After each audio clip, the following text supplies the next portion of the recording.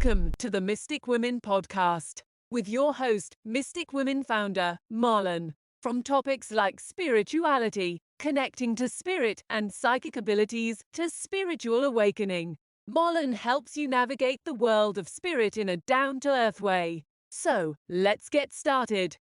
Hello and welcome to the Mystic Women Podcast. I am so excited that you're here. Cannot wait to dig in, this being our very first podcast episode. And we're going to be talking today all about the fact that you don't really need to completely heal in order to inspire. So, what is this healing that we're doing to begin with? What exactly are we healing? We're actually healing ourselves, and we're healing various parts of ourselves. We are digging into the parts of our soul that are still very tender and need a little bit of love, a little bit of care. We're digging into what makes us tick. And how exactly are we doing this? We're doing this through various methods, through meditation, through eating healthy, through looking at our childhood wounds and trying to heal through shadow work.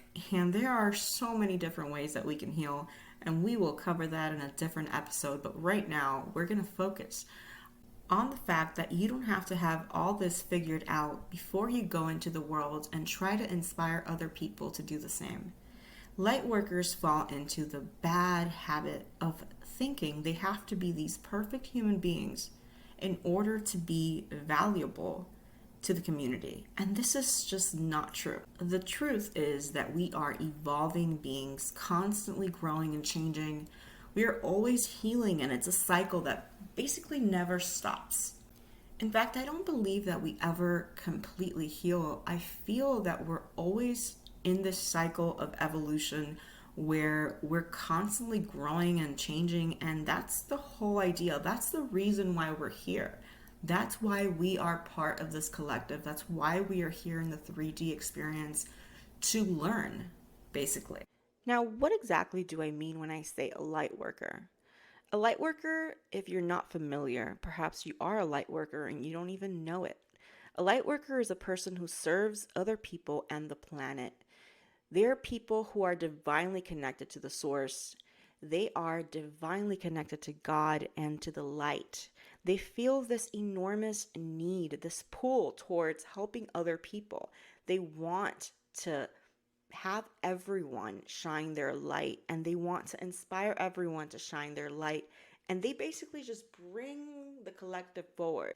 And it's very typical of them to feel like they have to reach a level of nirvana before they can go out and inspire others to change. It's kind of crazy when you think about it, because they put so much stress on themselves, so much pressure on themselves, to the point that they develop imposter syndrome at times because they don't believe in themselves enough to go out there and actually help others shine their light. And this is very sad. Let me share a personal story. I am a light worker, and I have always felt this need to help others. I never really knew where that came from. Now I know that it comes from source, it comes from light, it comes from God. I have always felt the need to help other people. I've always loved doing this. And unfortunately, for a very long time, I was so afraid of shining my light, of being seen. And a lot of this had to do with the fact that I was struggling with bipolar disorder. I still am struggling with bipolar disorder because this is not something that is curable. And I thought I was imperfect. I thought there was something completely wrong with me. And I thought, well, if I don't have my life put together, if I don't have everything figured out, what on earth makes me think that I can help other people figure their life out? And what I wasn't realizing then is that people who really are inspired by struggle, they're inspired by other people who just do not give up. Imperfection has character, it's interesting and inspiring, but I didn't realize this then. I didn't know it. I didn't have the experience to know this. So I would hide away. I would pretend like I didn't have a problem. I would pretend like I didn't have bipolar. I barely even knew how to explain it to other people. So I was essentially not living up to my potential. I was not filling my role as a light worker. It wasn't until I realized that my vulnerability would be my saving grace, basically. I remember asking my boyfriend, and now husband, that I wanted to go online. I wanted to go on Instagram. This was a couple years ago. And I wanted to go on Instagram and talk about my illness. I told him I wanted to try to reach other people that were struggling with the same and potentially help myself as I was helping them. And at the time, he actually told me that he didn't think it was a good idea because in his mind, he was trying to help me. He was trying to save me. He probably thought that I would be ridiculed or that perhaps I wasn't going to get the specific results that I was expecting, and I understand him now looking back.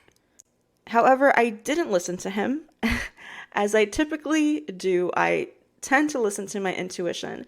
And I went ahead and I opened an Instagram and I started just writing my words and I started expressing what I felt. And I came to realize that people were really drawn to my vulnerability. They were really drawn to my sincerity. And this really opened up my mind to the fact that you can inspire the world by simply being yourself, your imperfect self. It's the minute that you try being anything but who you authentically are that you fail. We live in a world that is constantly trying to change who we are, that is constantly trying to tell us that there's something wrong with us, that there's something about us that we have to switch, change, make better. And it's disheartening sometimes looking at social media and realizing that so many people on there are just pretending. They're pretending to be this perfect individual and they think that perfection sells, and that's what they're trying to sell you. They're trying to sell you perfection and pretty pictures, and they think this is inspiring, and it sometimes tricks us into thinking it is inspiring when in reality it isn't. It's funny because there are so many people online nowadays just pretending like Palo Santo and incense sticks are going to fix your life, and their spirituality consists of just burning incense and Palo Santo and sage on videos for Instagram, and there is not much healing going on. There is not much depth going on. The best way nowadays well, not nowadays, but always, the best way to stand out from the crowd is to be authentic, to be yourself, because there is no better version of yourself other than yourself. I know a lot of people wonder, oh, how can I figure it out on social media? How can I stand out on social media? And the truth is just be yourself. Be your authentic self, and you will see how easily you will stand out amongst the crowd. I actually wrote this quote on my Instagram, Mystic Women Co., a couple days ago, and it says, spirituality isn't about incense and Palo Santo. It's not the outer appearances that make you a spiritualist, how many crystals you have or retreats you've gone on. It's about doing the work it takes to heal as much of yourself as possible. It's being kind and generous. But above all, it's being in tune with the loving energy of the universe, being one with God. And so many people resonated with this quote. I basically came up with it randomly. I was just sitting on the couch, reminiscing as usual. And I thought about this because I was just scrolling down Instagram, trying to find some type of inspiration. You know how it goes. And it occurred to me that I was just looking at people who were, for the most part, I'm not saying everyone, for the most part, they were just pretending. They were pretending like they had a secret recipe that you needed. It was like only they had access to this particular amazing treasure that you needed in order to succeed. And I realized that it wasn't because these people were bad. It wasn't that. The problem was that they were pretending. They were pretending to be someone they were not. They were also pretending to be able to heal you, when in fact, no one can heal you but yourself. The best way to spot a fake spiritualist is a spiritualist that tells you they can heal you. This is extremely disrespectful to you because no one should have the opportunity to heal you other than yourself and the divine guidance of God. But there they were, all of them, trying to sell you tricks to manifesting and the best way to calm your mind in 15 seconds, as if that were possible. And don't get me wrong, I have nothing against people who go on Instagram to sell. I go on Instagram to sell. I go on Instagram to promote my company, Mystic Women, and I sell my app through Instagram all the time. But what I do have a problem with is people pretending like they have the key to Narnia. And like all your problems are going to be solved if only you buy their program. It's like selling false hope to people. It takes a long time to heal yourself. And again, you don't completely heal. You attempt to heal various parts of you and you get very close. But it will take lifetimes to heal completely and evolve into a light being, basically. Now, I was just thinking that what the collective truly needs from light workers are people who are honest, are people who are bringing their gifts and their talents and everything that moves them and makes them happy and fill them up with light. These people who are truly honest, that's what the collective needs. Authentic, honest people. And the truth is that when you begin to raise your frequency with that of honesty, it is incredible. The downloads that you get, the amazing information that Spirit delivers into your head, it is quite beautiful. You will grow as a human being just by being yourself. Not only this, but you will attract the correct crowd to you, your tribe people, because you are going to be in their same frequency. You're going to be in the frequency of honesty and rawness, and you will attract these same type of people to you. So your ideal clients are waiting on the other side of honesty and authentic truth. I know a lot of you who are hearing me right now. I know a lot of you are struggling, are feeling like you're not enough. You feel like you don't have enough money, you don't have the looks, you don't have the career, you don't have the partner. There are so many things that you probably feel like you don't have, but I want you to focus for a second on what you actually do have. And what you do have is a light inside of you that is just waiting to burst out. You just need to focus. You need to focus on yourself, focus on your growth, focus on the fact that you can and will survive and get back up, because the world needs light workers like you. I know there are many light workers right now that are listening to this podcast. I know that you were drawn to this podcast for a reason. And it's because Spirit wants you to hear the right words that are going to inspire you to finally be willing to spread your light, to help others find their light. There is so much about you that is inspiring. There is so much about you that is beautiful if only you would give yourself the chance to see it. Truth is, you're never going to feel like you're ready. You'll never feel 100% ready to do it, to go out there and let yourself be seen. You might feel like you don't have the confidence to do it, and truth is that confidence is earned. You have to go out there and do the thing. You have to push through and do the things that are scary. The things that you are most afraid of are the things that are truly going to help you grow. And I know what you're thinking. You're thinking, well, I'll be ready someday. Someday is right now. right now you're ready. Tell yourself that you are ready right now.